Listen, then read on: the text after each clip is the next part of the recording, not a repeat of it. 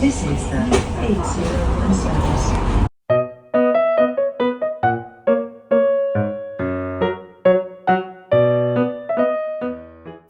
अस्सलाम वालेकुम। आज की इस वीडियो में हम जा रहे हैं इंग्लैंड के कंट्री साइड यानी थोड़ा गांव वाला एरिया देखने। वैसे तो ये कॉट्सवोल्ड रीजन के नाम से जाना जाता है, लेकिन यहाँ बहुत सारे विलेजेस और स्मॉल टाउन आते हैं जो सब एक ट्रिप में देखना तो मुमकिन नहीं। तो हम जहाँ जा पाए हम आपको वो दिखाते हैं। हम चेल्टनहम आए हैं और यहाँ पे खास तौर पे कॉट्सवोल्ड की जो है विलेज हॉपिंग बहुत मशहूर है, तो चलिए हम विलेज हॉपिंग के लिए चलते हैं फिर।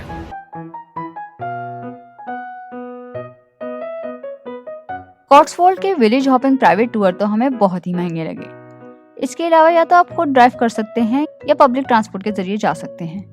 कॉट्सवोल्ड अक्सर जाने जाते हैं ये शहद की रंगत वाले लाइमस्टोन से बने घरों के लिए। चेल्टनहम से हम बॉटम ऑफ द वाटर आए हैं, चले चलते हैं।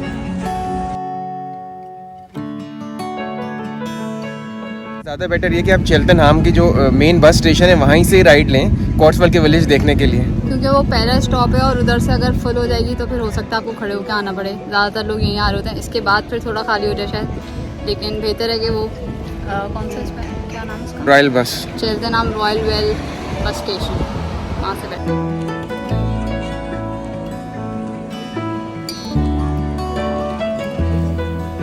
जिस टाइम हमने विजिट किया तो स्कूल्स की समर वेकेशन ख़त्म नहीं हुई थी, इसलिए लोकल्स भी ठीक ठाक नज़र आ रहे थे। लेकिन तफरीह इनके यहाँ भी हमारे जैसी होती है, नहर में खूब नहा के छपा के उड़ा के फिर ऐसे ही किनारे पे बैठ के पाँव डाल के वक्त का मज़ा लेते हुए।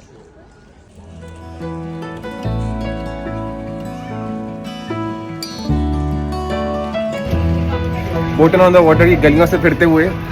बोटन ऑन द वाटर की गलियों का एक अपना मज़ा था। उधर ये जो छोटी छोटी डिटेलिंग्स थी, जैसे इस तरीके से घरों की खिड़कियाँ थी, ये सब एक थोड़ा fairy tale kind of touch create कर रही थी उसमें।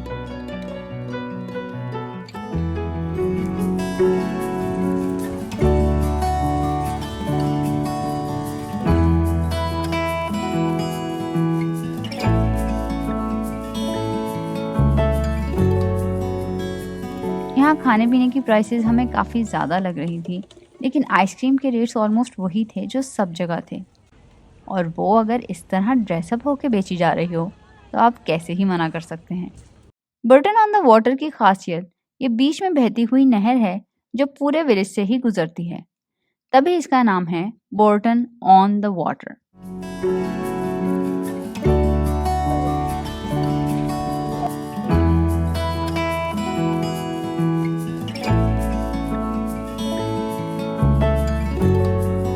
हम आ गए हैं अपने नेक्स्ट स्टॉप पे, स्टो ऑन द वॉल। तो आगे अब इस वाले को एक्सप्लोर करते हैं। चलो, ये लाइब्रेरी बनी हुई है यहाँ पे।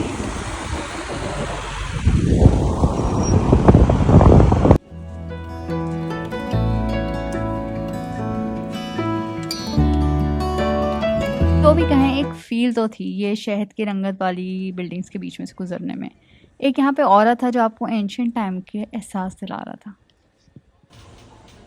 एक बड़ी अजीब सी बात थी कि यहाँ आम पानी मिलना भी एक कमाल हो गया था। क्या हुआ? खत्म हो गया पानी। हर जगह पे या तो स्पार्कलिंग वाटर था या फिर पानी था ही नहीं।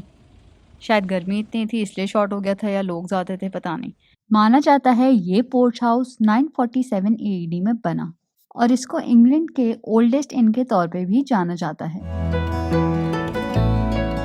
ये बस स्टॉप है, यहाँ पे हम उतरे और यहाँ से आप आएंगे क्रॉस करके, और यहाँ से चर्च वाली लिखा हुआ है, यहीं से आप जाएंगे और फौरन राइट टर्न करना है और आप चले जाएंगे मेन स्पॉट पर।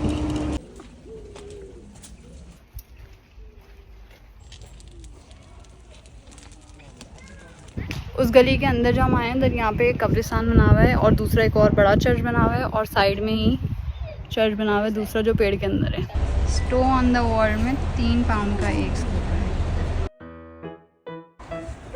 सोना मिल गया, सोना। पानी की बोतल मिल गई है, 0.85 की है, और वहीं से मिली है शॉप से जहाँ पे पहले नहीं थी। हम मॉरिटन एंड मार्श की बस का वेट कर रहे थे और वो नहीं आई है, तो कैंसिल हो गई है बस। तो अगली जो है वो 1 घंटे बाद आएगी, तो इसलिए हम अपना प्लान जो है चेंज कर रहे हैं। और इस पर आपका प्लान जो है वो शायद अगर पब्लिक ट्रांसपोर्ट यूज़ करते हैं तो आपका हर चीज़ एज पर प्लान नहीं हो सकती। तो ये डिसएडवांटेज है, ये कहते हैं पब्लिक ट्रांसपोर्ट का। और पब्लिक ट्रांसपोर्ट फिर भी एक अच्छा इकोनॉमिकल ऑप्शन है, जिससे आप सारे जो विलेजेस हैं यहाँ के कॉट्सवॉल्ड के, वो एक्सप्लोर कर सकते हैं। अब जैसे हमें बीच में लोअर स्लॉटर भी जाना था, लेकिन फिर हम वहाँ पे बस रुकी ही नहीं, तो ये थोड़ी चीज़ें रहती हैं। अच्छा, बस की एक बड़ी अच्छी इनकी ऐप है पुलहैम्स की, उसको आप डाल सकते हैं। उसके अंदर लाइव स्केड्यूल भी आ रहा होता है और लिख के आ रहा होता है अगली बस कौन सी। आप उसके अंदर जर्नी प्लानर होता है, उसके अंदर आप जाके डाल सकते हैं कि अभी आप कहाँ मौजूद हैं और नेक्स्ट स्टेशन आपका कौन सा है, तो उसके हिसाब से आपको शो कर देगा कि अगली बस कौन सी है।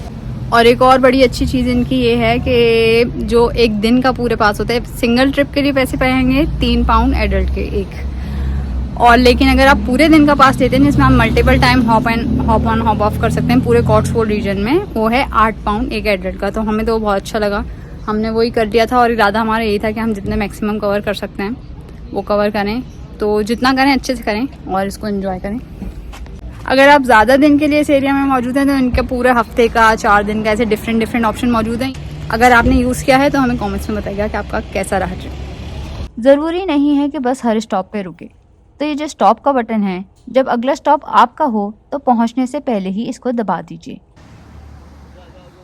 एक अच्छी चीज़ ये थी कि यहाँ हर जगह बस स्टॉप के बिल्कुल पास पब्लिक टॉयलेट्स बने हुए थे, और पैसे ना देने की सूरत में वार्निंग तो बहुत ही खतरनाक किस्म की लगी हुई थी। कॉट्सवॉल्ड्स की खूबसूरती का एक हिस्सा यहाँ खुले घूमते दुम्बों के झुंड भी हैं, लेकिन इस तरह की फील्ड्स में जाना अपनी गाड़ी से या पैदल ही मुमकिन है। बस के जरिए विलेज हॉपिंग में ये कर पाना ज़रा मुश्किल है। हम कॉट्सवॉल्ड को पूरी तरीके से नहीं देख पाए, लेकिन जितना देखा हमें अच्छा लगा। लेकिन क्या हम रिकमेंड करेंगे कि इसके लिए आप ख़ास तौर से टाइम निकाल के जाएं? तो नहीं, क्योंकि ज़्यादातर यहाँ पे खाने पीने की और ख़रीदारी वाली दुकानें ही थीं। एज सच रेगुलर एक्सपीरियंस हमें कुछ दिखा नहीं। हाँ, लेकिन अगर आपके पास टाइम है तो ये एक्सपीरियंस है तो करने लायक, लेकिन खास तौर से इसके लिए टाइम निकालना और फिर पब्लिक ट्रांसपोर्ट पे फिर के हमें ये इतना वर्थ नहीं लगा। हाँ, अगर सिर्फ फील ही लेना है इस रीजन का तो आप हमारी तरह 1-2 विलेज फिर के ही आ सकते हैं, वो आपको मिल जाएगी। लेकिन अगर सही तरीके से एक्सप्लोर करना है तो ज़्यादा बेहतर है कि या तो आपकी अपनी गाड़ी हो या आप पैदल एक्सप्लोर कर रहे हो, लेकिन वो भी एक मुश्किल काम है। तो आपकी क्या प्रेफरेंस है, उसके अकॉर्डिंग आप अपना डिसीजन ले सकते हैं। लंदन से चेल्टनहम हम बजरिया फिक्स बस गए और इसका किराया हमें पड़ा 23 पाउंड हम तीनों के लिए। ऑलमोस्ट 3 घंटे की जर्नी थी। आप ट्रेन से भी जा सकते हैं, उसके पैसे थोड़े ज़्यादा होंगे। सीट्स काफ़ी कंफर्टेबल थी, लेग स्पेस मुनासिब था और चार्जिंग के लिए पोर्ट्स भी बने हुए थे।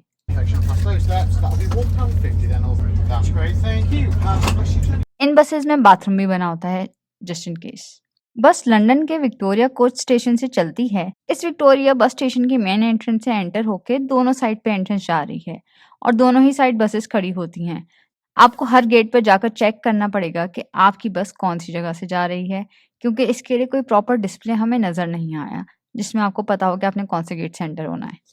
ये रॉयल वेल बस स्टेशन शहर के बिल्कुल बीचों बीच बना है, तो अगर आपके पास सामान कम है तो आप पैदल ही अपने होटल जा सकते हैं। चेल्टनहम में बोल्ट या उबर नहीं चलती, या तो आप सड़क किनारे खड़े होकर लोकल टैक्सी वाले का इंतजार करें, जो बहुत ही मुश्किल लग रहा था क्योंकि वो आ ही नहीं चुक रही थी, या फिर यहाँ with in city ride book करने के लिए आप यूज कर सकते हैं स्टारलाइन टैक्सीज की ऐप। हमने अपनी बेस चेल्टनहम में बनाई थी। जिस दिन हम पहुंचे उस दिन तो हमने चेल्टनहम सिटी को ही थोड़ा एक्सप्लोर किया। यहाँ हमने देखा इनका Town Hall, Everyman Theatre, Brewery Quarter, Cheltenham High Street और हर जगह मौजूद बहुत सारे रेस्टोरेंट्स और कैफे। ये जर्मन डोनर शॉप हमारे होटल के पास थी, हलाल थी, टेस्ट भी बेहतरीन था और पैसे भी मुनासिब, तो बस हमने इसको ही पकड़ लिया था खाने के लिए। हम ठहरे थे Holiday Inn Express Cheltenham Town Centre by IHG में। रेट्स डेट्स के हिसाब से डिफरेंट हो सकते हैं, तो आगे पीछे डेट्स लगा के प्लान कर लीजिएगा। इसके रेट्स हाफ भी पड़ सकते हैं नॉन पीक सीजन में। ये बेहतरीन नाश्ता स्टे के साथ कॉम्प्लीमेंट्री था। हमारा ये फर्स्ट एक्सपीरियंस था, तो ये प्रिंटर की तरह पैनकेक बनाती पैनकेक मशीन हमें तो बड़ी फैसिनेटिंग लगी। आज की वीडियो के लिए बस इतना ही।